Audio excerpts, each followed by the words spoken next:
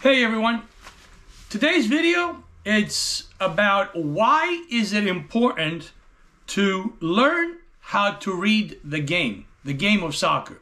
Why is it important to know how to read the game?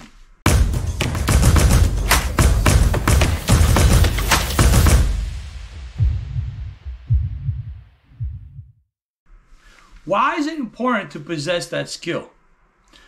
Listen, I'm taking the opportunity to create this video because as a college coach, I get inquiries, people that follow me on social media, through futsal, through soccer, and ask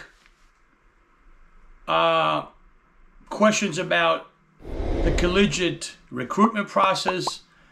They ask what they should do to get in contact with the university I work with, how to get ID'd, scouted, and so on and so forth.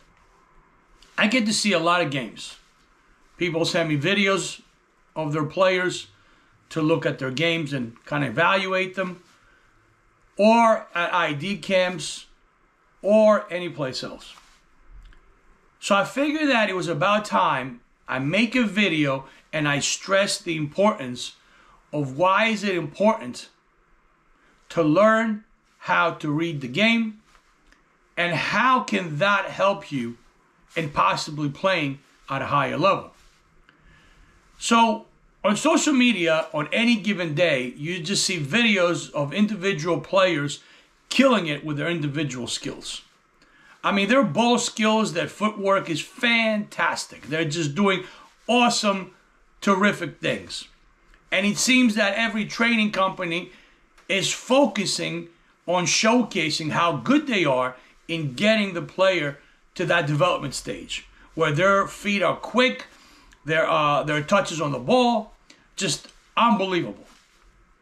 But in my opinion, one of the things that lacks, or there's a misconnect between the individual player ball skills and understanding of the game, reading the game, it's huge. The disconnect is huge. And this is not just, I'm not coming to this opinion after watching one or two players play. I'm coming to this opinion based on watching hundreds, and I mean hundreds, if not thousands by now, after all the years I've been coaching. It has to be thousands. It has to be, not hundreds. Individual players, skilled players, watching them how great they are with their individual foot skills, ball control skills, but then when it comes to the game, not so much. That being futsal or soccer. I have watched over and over again how individual players who are killing it with their individual foot skills fail when it comes to game time. Here's a piece of advice for whoever wants to listen. And again, it's my opinion, but you can ask around, you can do your own due diligence, inquire other collegiate coaches or professional coaches that coach at the pro level, and ask what their opinion is. But the ability to read the game, make quick decisions, the right decisions at the right time, is very important. I'm going to go out and say more important than how great individual skills are. And the reason why I believe that is because if you follow any of the other videos, if you guys go and look at my story, I was never a great individual skill player. I say the story over and over again. Until I was 14 years old, I could not consistently get the ball in the air. Couldn't cross consistently. My foot skills on the ball and everything were not the greatest. I only had one move.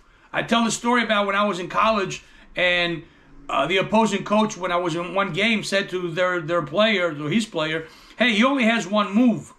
Shut him down.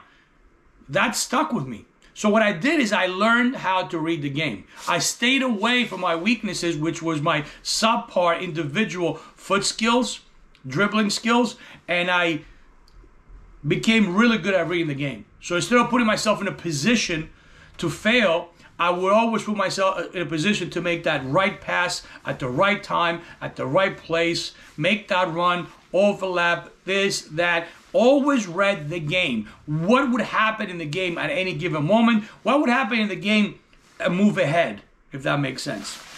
So, once again, the opinion is, to anybody who's interested in playing at a higher level, seek help and try to get better at developing your game read, not just your individual skills. Look, there are some phenomenal players over the ages that have played soccer at the highest level. Messi, Ronaldo. Those guys are phenomenal with their feet. Ronaldinho, Neymar. I mean, just to name a few, right? Phenomenal individual talented players.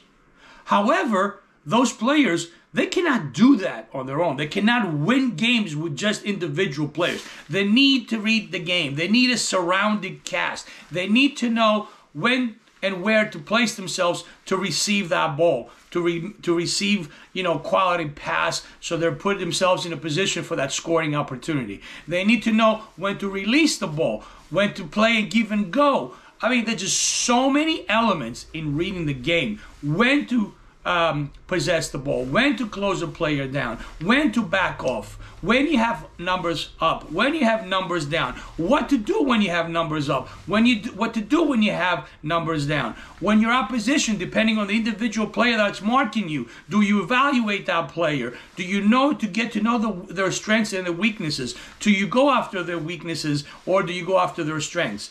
Many people say that if you watch Messi play in the beginning stages of every game, he doesn't seem as mobile as when the game progresses, and that's because he studies the opposition. He studies the opposing teams, their players, their setup, their shape, how each player performs. He studies them, so as the game progresses, he knows how to attack and what to do.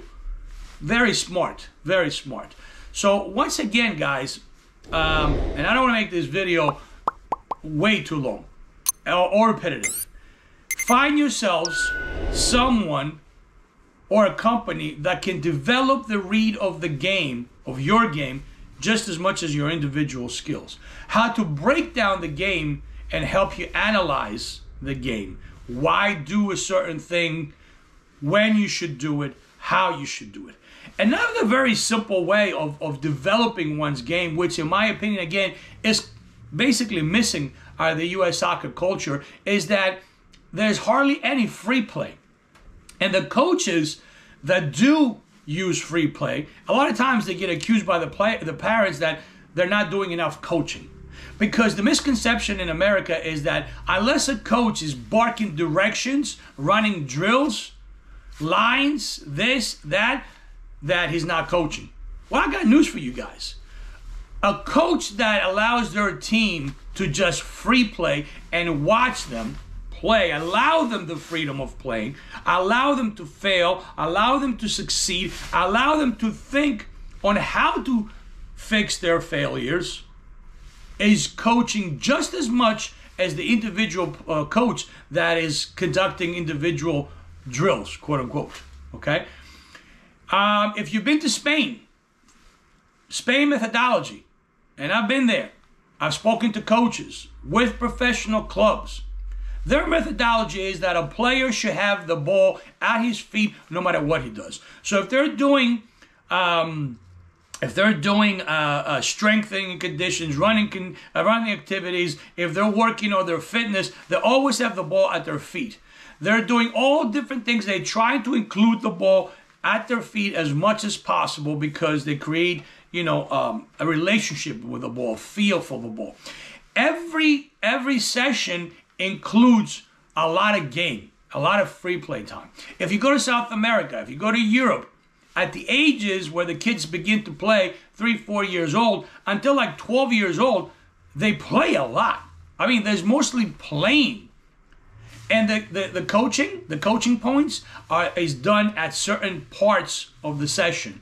Between water breaks, maybe they pause a little bit and they explain things, but they allow them to play. As they get older, coaches will step in and make those coaching points, but it's done through the environment of a game, and helping the players not only understand how to read the game, but not be afraid to read the game. You know, there's unlimited ways to attack. There's no right or wrong way to attack. There's no right or wrong way to, you know, defend or possess the ball. Soccer is organized chaos. That's what it is. There is a structure of how to approach the game. There's a structure of what we do when we have the ball in possession. There's a structure of what we do when we are defending to win back possession. But in a sense, it's a free-flowing game. Don't get influenced by all this games that you guys see on the television, and you see those professional coaches on the sideline always, you know, barking direct. Which, by the way, a lot of them are not always barking directions. The camera catches them when they are talking because they want to make them part of the game. They want to make the coach part of the experience of a soccer game. But in reality, don't think that a professional soccer coach is just sitting barking directions all day long through a game. They're professionals. At that level, they should know what to do. It's expected from them to know what to do and how to read the game, because if they can't do it, simply they'll find themselves on the bench, which is the same thing what happens to young players in America. So they get recruited, and their recruitment process involves when coaches are looking at a video of a player or the go-to idea player at a showcase or a high school game or what have you. Part of the evaluation process is not just how good they are technically with their feet, right? But how do they read the game? How do they adjust to different situations? Their body structure, their demeanor, their personality. They lost the ball. What did they do after they lost the ball? Did they get upset? Did they just turn around and walk back? Or did they quickly turn and go from attacking the defense and try to get the ball back? I mean, there's just so many things that go into an evaluation past the point of individual skills. And a big part of it, again, is being able to read the game. Did the player make the right pass at the right time? Or was she or he too busy dribbling and missed that passing lane? Or they missed that run that their teammate made? They missed that opportunity to connect, to release the ball, to have a shot, to make the right choice at the right time. Or a lot of times, you know, players are just making decisions that just, you know, crazy. They're horrendous. They'll just kick the ball away because they don't want the responsibility of being caught with the ball at their feet and losing it. So they just kick it away. Well, guess what? To an experienced coach, that's just as bad. Kicking the ball away for the sake of kicking the ball away is just as bad as losing the ball while dribbling and having two players open that you could have made that easy pass. Decision making, game read, game adjust. It's called soccer IQ, soccer vision. If you're playing futsal, futsal IQ, futsal vision. How do you see the game? Can you see what's going to happen when you don't have the ball on the other side of the field when your teammates are making a run or a give and go? What do?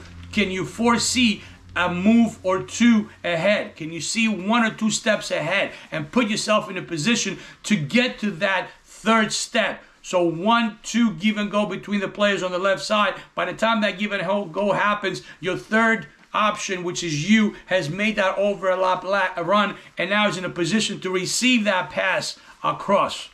Seeing the game and time it, by the way, not get there too early, not get there too late.